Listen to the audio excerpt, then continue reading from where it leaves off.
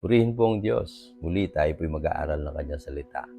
Nung nakaraang pong linggo, pinag-aralan po natin yung life after death. Pero po akong binangay na katanungan, yung pong are you afraid to go to hell? The first one. And why? And then yung pangalawa po, are you sure you will go to heaven if you die today? And why?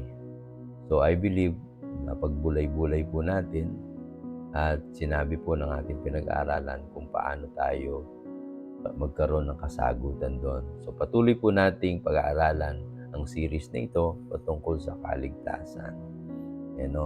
So ang topic natin about salvation, we will continue. Una po, magbabasa tayo ng salata sa Biblia. In the book of Ephesians chapter 1, verse 13. Babasahin ko po sa wikang Tagalog. Kayo man ay napabilang na kay Kristo nang marinig ninyo ang katotohanan, ang magandang balita, kung paano kayo maliligtas sa pagsampalataya ninyo sa Kanya.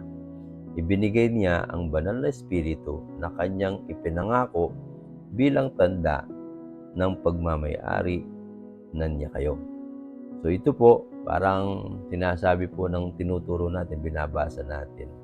Bago po tayo makareceive ng kaligtasan, kailangan makareceive muna tayo ng gospel o yung mabuting balita. At kapag tinanggap natin sa pamamagitan ng pananampalataya yung gospel o yung mabuting balita, makakareceive po tayo ng seal galing po sa Santong Espiritu. Sisilyaduhin po tayo. Yung pong Santong Espiritu, yun mamumuhay sa atin, yun po yung magkukonvict sa atin, magtuturo sa atin para mamuhay ng kabanalan.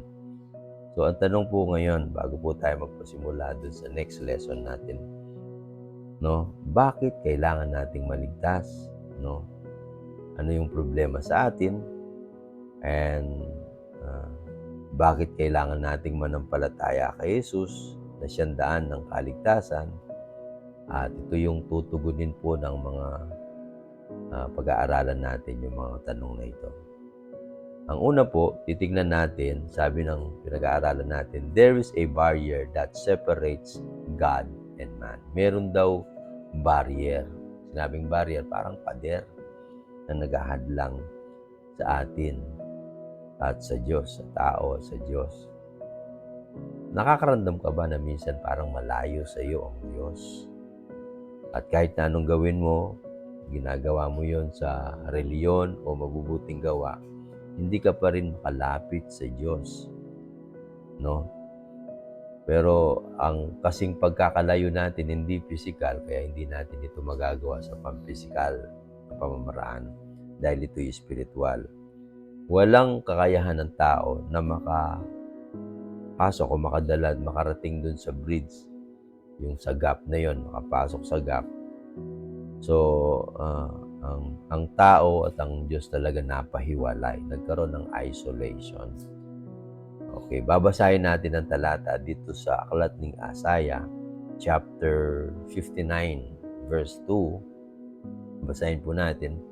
Sabi niya rito, okay, ang inyong mga kasalanan ang siyang naglayo sa inyo sa Diyos. At iyon ang dahilan kung bakit niya kayo tinalikuran at ayaw nang makinig sa inyong mga dalangin. Napakalaki pala sinasabi ng Bible. Napakaliwanag na sinasabi niya na ang kasalanan natin ang nagiging dahilan kaya napalayo tayo sa Diyos. So, I believe, sabi ng Bible, lahat tayo nagkasala. Kung ang sinasabi ng Bible, lahat ay nagkasala, walang nakaabot sa pamantayan ng Diyos. Kaya sabi po ng Roma, ang kabayaran ng kasalanan ay kamatayan. Kahulugan po ng kamatayan dito is about its separation, pagkahiwalay. Kaya no matter what, anong gawin ng tao para makalapit sa Diyos, sa kanyang sariling effort, sa kanyang sariling karunungan, kalakasan, even religion or good works cannot help. Only through Jesus Christ. Kasi ang Diyos natin, yung pangalo na tinutukoy dito, sabi niya, God's justice requires sacrifice for our sin. Matuwid kasi ang Diyos. kung tayo nagkasala, kailangan magbayad. Sabi ng Bible, ang kabayaran ng kasalanan ay kamatayan. Kailangan merong mamatay. At ang nakita natin, walang tao na kayang mamatay para sa kasalanan lahat, kundi yung walang kasalanan. Walang iba kundi ang ating Panginoong Jesucristo.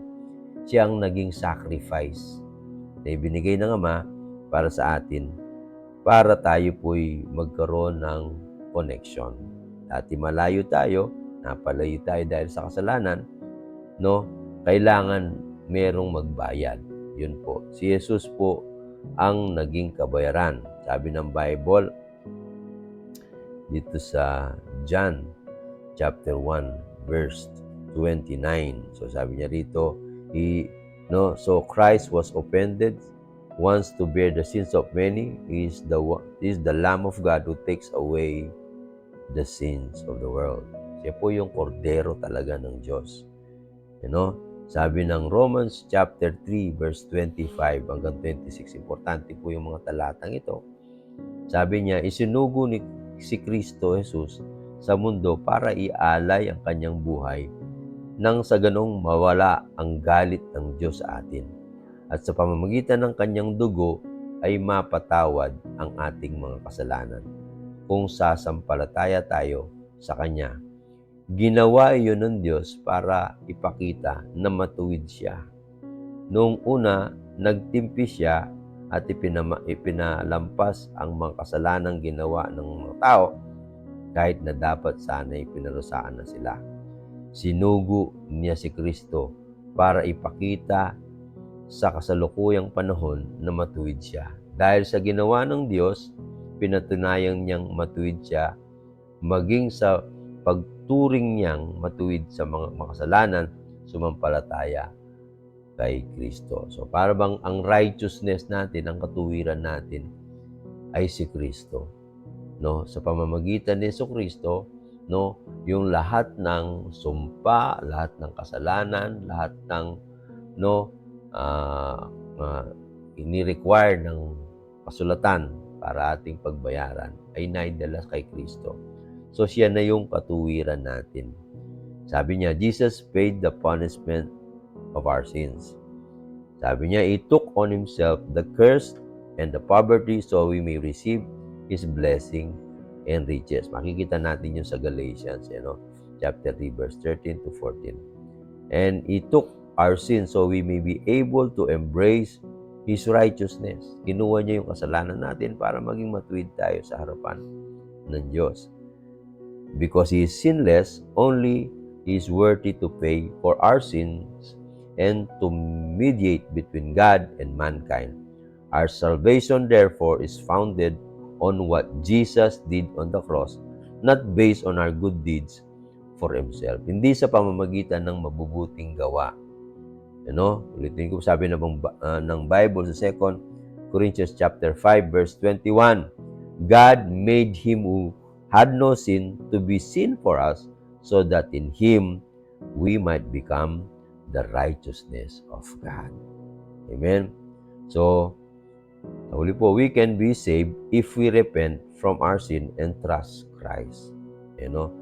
Ang kaligtasan po is available naman po para sa lahat. Kahit na sino pwedeng maligtas. Ang kinakailangan po require po yung mag-repent po tayo. Kung tayo nagkasala, kailangan magsisi tayo.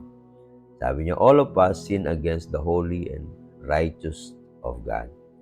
Hell and separation from the living presence of God are the consequences of sin. Ang impyerno po hindi talaga intensyon na bigay sa atin. Iyon po yung sa lahat ng nagrebelde sa Diyos. Nadadamay lang po yung mga tao dahil hindi nila tinatanggap yung kaligtasan, ipinagkakaloob na libre para sa atin. God is just and He really punishes sin. On the other hand, He is also loving and that He does not want us to suffer in hell for all eternity. That's why He sent Jesus Christ. Binigay po si Jesus para sa atin. Para lahat ng may kasalanan ay maligtas sa pamamagitan ng pananampalataya kay Jesucristo. So, dapat po tayo magsisi. Sabi po ng Bible, Romans 10 verse 9, no? That if we confess with your mouth Jesus is Lord and believe in your heart that God raised him from the dead, you will be saved. For it is with your heart that you believe and are justified, and it is with your mouth that you confess and are saved. No, yun po talaga. So only way, isa lang po yung talagang pamamaraan para makaranas po tayo ng kaligtasan. Yun po sa pamamagitan ng pananampalataya natin sa Panginoong Kristo. Ang repentance ay siya pong pagtalikod sa ating mga kasalanan. Pag-amin na tayo po ay nagkasala, no? Nagkasala, napalayo sa Diyos.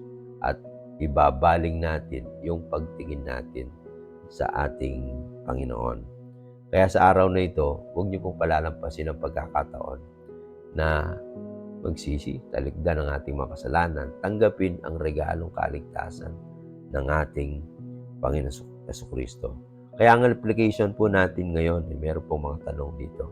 Are you ready to repent from your sins and entrust your life to Christ? Yun po yung unang tanong.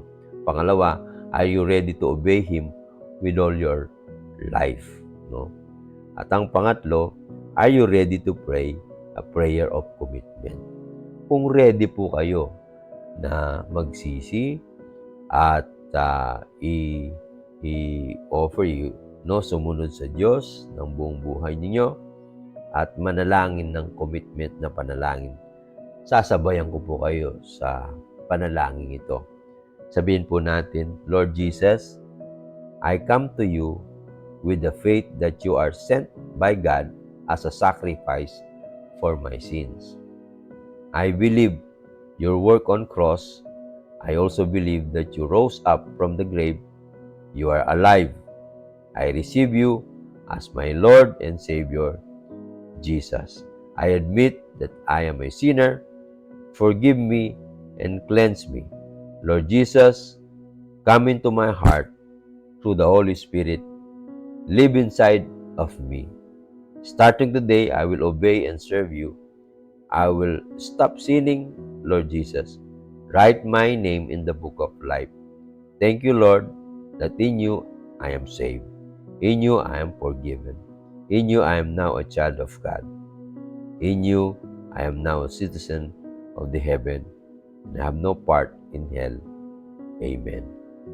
Kung pinanalangin niyo po ng buong puso yung panalangin yon,